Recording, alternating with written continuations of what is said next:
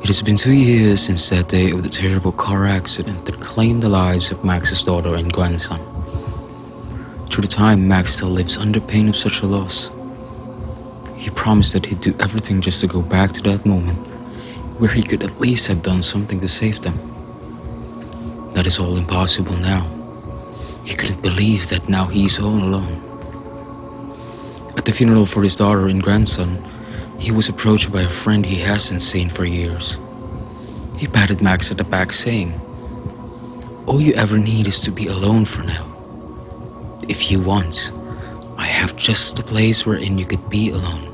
A house in the woods, a secluded environment that could help you get back on your feet. A place wherein in your thoughts you are with your family again." But Max had never been alone. Through rough times, Larry and Joseph had his back. The two have been with him right from the start, and Max had been with them through rough times. So it was a week after the funeral that Joseph and Larry accompanied him to see the house. The house looks perfect. Both Larry and Joseph thought it would be a perfect place. Plus, there was a pond nearby and Max was fond of fishing. The only thing was that it was a little secluded, almost obscured, they thought. They waited in the car for quite some time for the real estate agent to arrive. Max wasn't the most patient person in the world, but he had made a firm decision upon seeing the house that he wants it and that he is set on buying it. So he phoned the agent to know how long he still had to wait. He went out of the car to look for better signal, but unfortunately, there was no signal in the woods. As he was about to return to the car, Max heard voices, and it almost sounded like there was a fight between 3 people. And if things couldn't be weirder, the voices were identical to theirs. It was followed by a series of thuds coming from inside the house. They were all surprised that the curiosity made them want to see what's inside. They all look at each other, and based on Max's look, he wants them to check whether if there was someone still living in. Max headed for the cabin door while Joseph and Larry came out of the car and accompanied Max. But as they came all by the door, the voices stopped. Max tried to knock at the door, but nobody answered. He tried once more. Nobody answered. He tried once again, but still nobody answered. Shortly, the real estate agent arrived. He enthusiastically greeted them and introduced himself and showed both floors with 2 rooms on its own. Max signed all the necessary paperwork. The house officially belongs to Max. Max often started his day by sitting at the porch with a cup of coffee, gazing at the trees as their dancing leaves were playfully blown about by the wind. It would not fail that every morning he would see 2 children, a boy and a girl, would pass by with an empty wagon.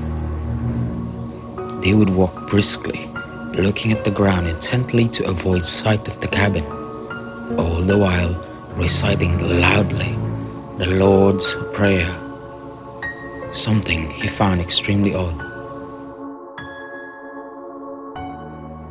One afternoon, Max would chop off wood. The same thing goes. Their children would pass by still reciting the same prayer, but this time the wagon was heavily filled with their harvest of firewood that the children used all of their strength to pull it. Max always offered his help, but the kids would run off every time, leaving their harvest. There was something off with those kids, Max thought. Besides, in what part of the woods do those children live? Perhaps from the most nearby cabin, he deduced. At the onset of the hunting season, Larry and Joseph came and stayed with Max. They found that Max wasn't his usual self. He was fidgety and uncomfortable.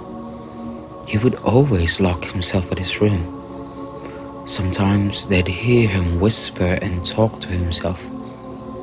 Despite their observation, the two decided to let it go and put themselves to preparing bear traps, which they set nearby. One night, not long after a heavy storm came, it was during the heavy downpour that the two children came knocking for shelter. Max recognized that they were the children who often gathered wood, so he let them in. Max gave them blankets to wrap themselves into, while Larry prepared a bowl of stew for them both.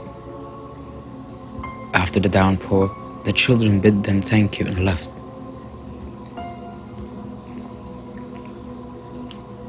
The next day and the following days after, they never saw the children pass by again. After the night also, Larry and Joseph noticed that Max starting to act strange. Max became silent and always kept himself locked into his room. Larry and Joseph decided to investigate about the children and tried to go to the most nearby cabin. There, they were met by a lady in her 40s. She was cooking when they came. She was hospitable enough to let them into her house and ask how she could help them. Larry and Joseph went to ask if the kids have arrived safely after the storm. The lady was terrified upon hearing the two kids have stayed at their house for the night. She told them that she doesn't have kids nor grandkids and have been living on her own, that as a matter of fact, no children lives there, for that matter on any parts of these woods. Frightened, the lady started telling of a legend about these two children. She said, according to the legend, these kids were wandering spirits who prey on desperate, broken-spirited persons. They appear on such stormy nights and knock on the homes of such persons, and alas, unfortunate are those who let them in. It was said that they have the ability to know your deepest desires and fully grant them as it wish. It was further said that such desires were granted in exchange for a heavy price. Larry and Joseph were not big in fairy tales and they couldn't stand it anymore, so they thanked the lady and went back on the road. They think that the woman was not right on the head, and perhaps it was possible that she was hiding the kids. That's why she came up with such a ridiculous tale. It was dinner and they were all at the table. Max didn't touch his dinner. He was staring at his fork menacingly, as though he was planning to use it, not on something, but on someone. Are you okay, Max? Larry grabbed his hand. Oh yeah, I'm fine, Max said. As soon as they were finished eating, Max went to his room, and so did Larry and Joseph. Around 12, Larry and Joseph woke up to the sound of the engine of the car starting up. It was Max, but where would he go?